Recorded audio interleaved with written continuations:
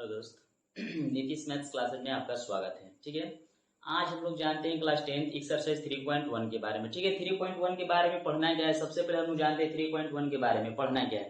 ठीक है, सबसे पहले मेरा क्या है कि सबसे पहले हम लोग जानते हैं कि 3.1 है जो 10th क्लास की परीक्षा के लिए बहुत ही महत्वपूर्ण है। ठीक है, इससे मतलब जो भी क्वेश्चन पूछा जाएगा वो आप लोग को मतलब 5 नंबर की पूछा जाएगा। ठीक है, मल्टीपल 4 क्वेश्चन रहता है, 5 उन्हें 4 के देगा, लेकिन 5 क्वेश्चन एकदम 5 नंबर फिक्स है कि आपको परीक्षा में आएगा। ठीक है, ठीक है, सबसे पहले मेरा क्वेश्चन क्या कहता है कि सबसे पहले मेरा एक्सरसाइज है 3.1। इसमें हेडिंग क्या है कि दो चर वाले रैखिक समीकरण। क्या है? दो चर वाले रैखिक समीकरण। हम लोग जानते हैं कि दो चर रैखिक समीकरण बनाते हैं कैसे और किस प्रकार बनाया जाता है। दो चर वाले रैखिक समीकरण का मतलब क्या होता है। ठीक है, अब समझेंगे सबसे पहले हम लोग की दो चर वाले रैखिक समीकरण युग्म। ठीक है, दो चर वाले रैखिक समीकरण युग्म। अब हम लोग जानते हैं कि सबसे पहले दो चर वाले रैखिक समीकरण युग्म। अब हम लोग जानेंगे कि सबसे पहले इसमें आया क्या। सबसे पहले हम लोग ग्राफ के बारे में, ग्राफ क्या के बारे में हम लोग वर्णन कर रहे थे। ग्राफ होता है क्या और किस प्रकार बनाया जाता है। ठीक है, सबसे पहले समझिएगा ध्यान से। चलिए देखिए, सबसे पहले हम लोग जानते हैं क्या बोला है कि दो चर वाले रैखिक समीकरण युग्म दिया है। ठीक है, सबसे पहले दो चर वाले रैखिक समीकरण युग्म है, तो सबसे पहले यहाँ आ रहा है क्या, चर आ रहा है। तब हम लोग समझेंगे कि चर क्या होता है। चर के बारे में समझिए। देखिए, चर होता क्या है कि जिसका मान मतलब हमेशा बदलता रहे, जिसका मान हमेशा बदलता रहे उसे चर कहते हैं। जैसे मान लीजिए क्या है कि एक्स है, कॉमा वाई है, कॉमा जेड है, कॉमा ए है, कॉमा बी है, कॉमा सी, डॉट है, डॉट मतलब जिसका मान बदलता हो, जिसका मान बदलता हो उसे चर कहते। ठीक है, जिसका मान बदलता हो उसे चर कहते, मतलब जो बदल जाए। ठीक है ना, जो बदल जाए उसे हम लोग क्या कहते हैं, चर कहते हैं। लेकिन अगर हम लोग ग्राफ जानेंगे, अगर दो चर वाले रैखिक समीकरण युग्म का अगर ग्राफ बनाते हैं तो याद रखिएगा कि हमेशा एक चर होगा, क्या होगा, अचर होगा। एक होता है चर, एक क्या होता है, अचर। तो सबसे पहले हम लोग चर के बारे में जान लिए। अब हम लोग जानते हैं अचर के बारे में कि अचर होता क्या है। तो अचर की मतलब जिसका मान ना बदले, जिसका मान ना बदले हुए हमेशा अचर कहलाता है। जैसे अचर का मतलब देखिए, जैसे जीरो, जीरो हो गया, एक, 5, -10, 4/6, मतलब कि जिसका मान ना बदले, जिसका मान ना बदले वो हमेशा अचर कहलाएगा। जिसका मान बदल जाए वो क्या कहलाएगा, चर कहलाएगा। क्या कहलाएगा, चर कहलाएगा। ठीक है, जिसका मान बदले वो चर और जिसका मान ना बदले वो क्या कहलाएगा, अचर। एकदम याद रखिएगा। अब हम लोग समझते हैं कि दो चर वाले रैखिक समीकरण युग्म। युग्म के मतलब होता है जोड़ा। युग्म मतलब क्या होता है, जोड़ा। युग्म के मतलब होता है जोड़ा, जोड़ा। युग्म मतलब जोड़ा। अब हम लोग समझते हैं कि दो चर आया कहां भाई इसमें, कि दो चर आया कहां, दो चर वाले रैखिक समीकरण में तो दो चर आना तो चाहिए।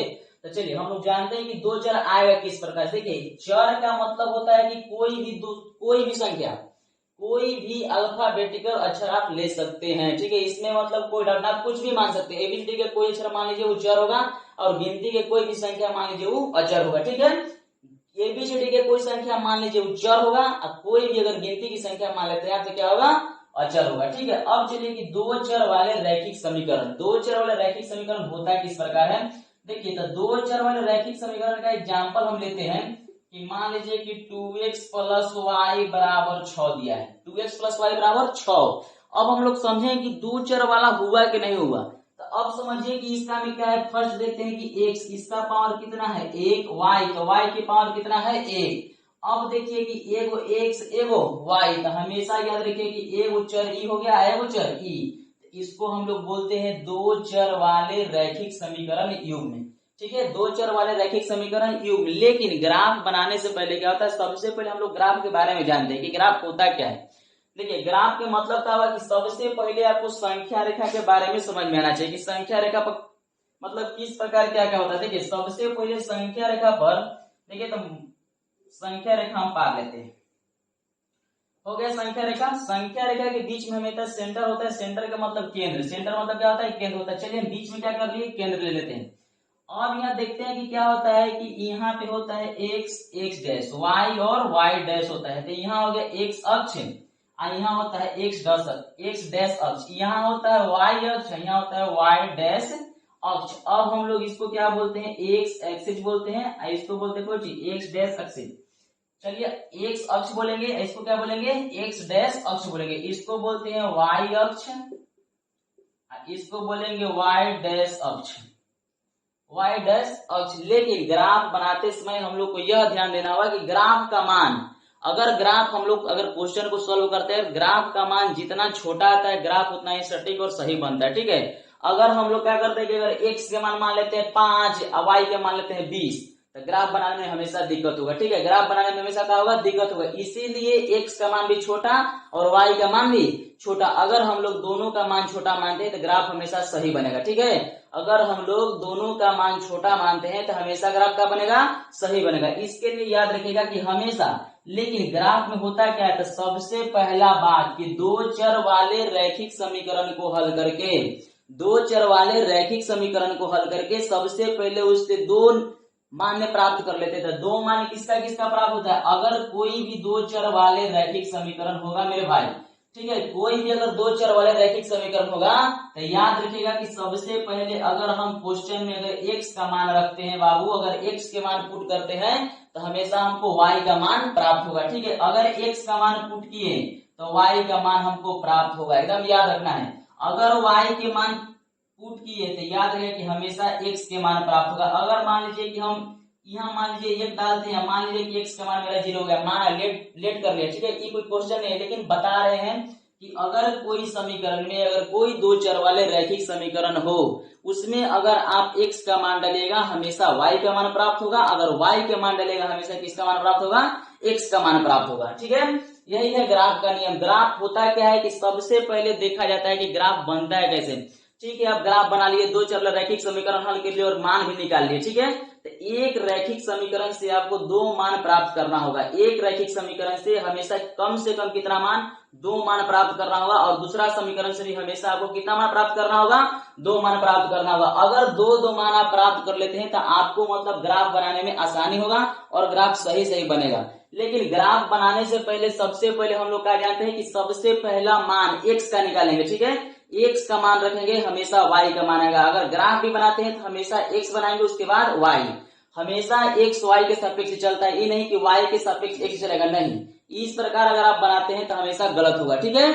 सबसे पहला बात आप समझ जाइए कि सबसे पहले मान हमेशा आपको x के रखना है, उसके बाद y के रखना है। अगर कोई भी ग्राफ अगर हम काटते हैं या कोई बिंदु पर काटते हैं तो आपको याद रखना है कि हमेशा x काटेंगे, उसके बाद y काटेंगे। अगर मान लीजिए कि कोई भी हम अगर दो चर वाले रैखिक समीकरण के हल किए, x का मान लेते हैं कि हम 0 रखे तो y के मान मेरा 5 आ गया, ठीक है। तो अब हम लोग समझते हैं कि x बाबू x का मान रखे कितना 0, y के मान आया कितना 5।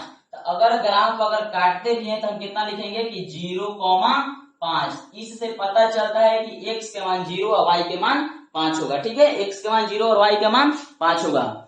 अगर अब हम लोग देखते हैं कि मान आया किसमें, लेकिन ये कोई जरूर नहीं कि हमेशा प्लस में आए मान, ठीक है। कुछ में भी आ सकता है, ये कोई जरूर नहीं कि हमेशा ग्राफ का मान प्लस में आए, माइनस में आए, ऊपर में आए, नीचे में आए, ठीक है। चाहे y के मान प्लस में आ जाए चाहे माइनस में आ जाए। अगर प्लस में आता है तो याद रखिएगा कि हमेशा x अक्ष जो होता है, x अक्ष जो होता है वो याद रखिएगा कि x अक्ष हमेशा प्लस होता है, x अक्ष वाला हमेशा प्लस होता है। अगर कोई मान y के मान लेते हैं कि अगर कोई 5 आ जाए, y के मान क्या आ जाए, 5 आ जाए, y बराबर 5, तो अब क्या रखेंगे, तो याद रखिएगा कि हमेशा ऊपर होता है प्लस, नीचे होता है माइनस, ई होता है प्लस में, आई होता है कुछ में माइनस में।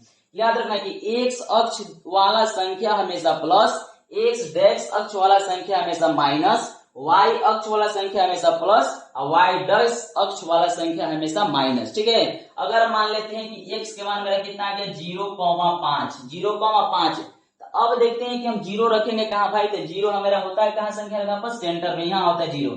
तो हम लोग क्या रखेंगे कि 0, तो x के मान बाबू रे 0 और y के मान 5, तो y हमेशा ऊपर में जाएगा 5, ठीक है। तो y के मान यहाँ से गिन लेंगे। अगर स्केल होता सही से तो बताएंगे, ठीक है। हमारे पास देहाती स्केल है, उससे हम आपको ग्राफ बना के दिखाएंगे, ठीक है। तो याद रखेगा कि हमेशा जब x के मान अगर 0 आ जाए और y की अगर मान बैठाना है तो याद रखेगा कि हमेशा y के सापेक्ष देखेंगे कि y अक्ष में है या y डैश अक्ष में, ठीक है। इसी प्रकार मतलब आप ग्राफ को बना सकते हैं। अगर ग्राफ का मान जितना आप छोटा रखेंगे उससे मतलब बेटर आपका ग्राफ सटीक होगा और सही बनेगा, ठीक है। इसके लिए धन्यवाद, मिलते हैं फिर अगले वीडियो में।